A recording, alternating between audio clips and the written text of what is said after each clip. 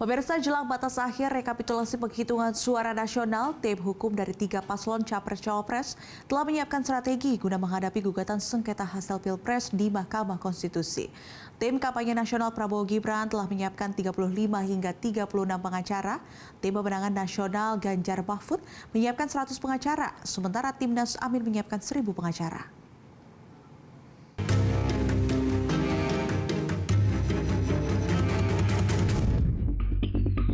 Rekapitulasi penghitungan suara pemilu 2024 akan memasuki batas akhir pengumuman hasil perolehan suara pemilu pada 20 Maret 2024. KPU menargetkan rekapitulasi bisa selesai lebih cepat atau pada Senin malam. Kita kan berharap kalau bisa ya sebelum tanggal 20, tapi tenggatnya kan tetap tanggal 20. Kalau lihat dinamika di lapangannya ya faktanya, kalau misalnya informasinya ya nanti saya coba cek ya. Apakah memang dilanjutkan di tanggal 17. Tapi secara prinsip kan sebenarnya kalau KPU itu pada saat masuk di tahapan pemilu ya tidak ada hari libur. Jadi sebenarnya ya bergantung kesiapan saja. Nah kalau soal tanggal 20 kan itu tenggat waktu yang pasti akan kami penuhi. Pihak yang ingin menggugat keputusan KPU diberi waktu 3 hari untuk mendaftarkan gugatan ke Mahkamah Konstitusi. Dua kubu paslon Capres-Cawapres yakni paslon nomor urut 1 Anies Baswedan Muhaimin Iskandar dan paslon nomor urut 3 Ganjar Pranowo Mahfud MD dipastikan akan mengajukan permohonan kepada Mahkamah Konstitusi dalam sengketa perselisihan hasil pemilihan umum.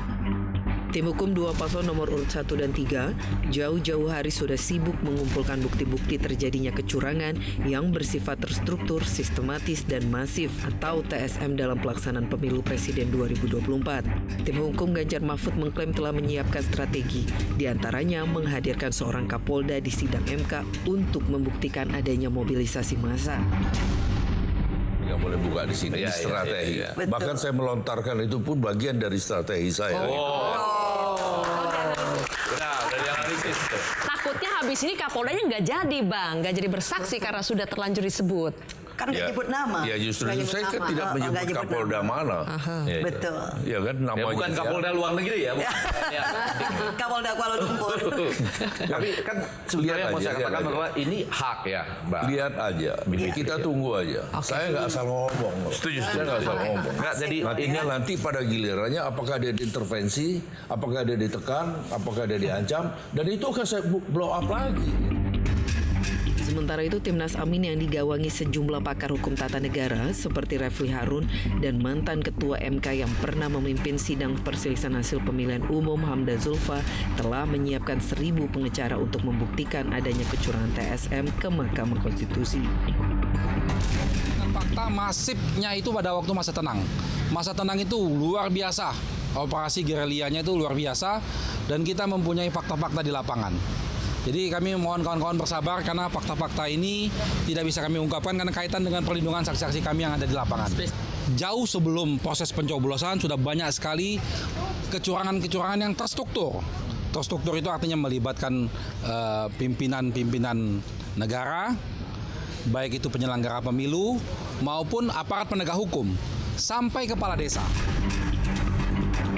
Seolah tak mau kalah dan dituding sebagai kubu yang melakukan kecurangan, belakangan tim hukum Prabowo Gibran juga mengklaim menjadi korban kecurangan Pilpres 2024. Tim Prabowo Gibran menyatakan memiliki banyak bukti yang menunjukkan adanya kecurangan pemilu secara terstruktur, sistematis, dan masif. Di antaranya yang fenomenal sekali adalah fakta integritas PJ Bupati Sorong yang dikatakan memenangkan Pak Ganjar. Lalu ada kasus-kasus misalnya tercoblosnya surat suara untuk paslon nomor 3 di Kuala Lumpur dalam jumlah yang amat banyak. Juga di Taipei. Bahwa kami punya daftar amat panjang terkait kecurangan-kecurangan yang merugikan kami. Termasuk kami akan menghadirkan bukti film dokumenter Dirty Food produksi teman-teman itu yang kami anggap sebagai bagian black propaganda, bagian dari strategi kecurangan untuk merugikan kami.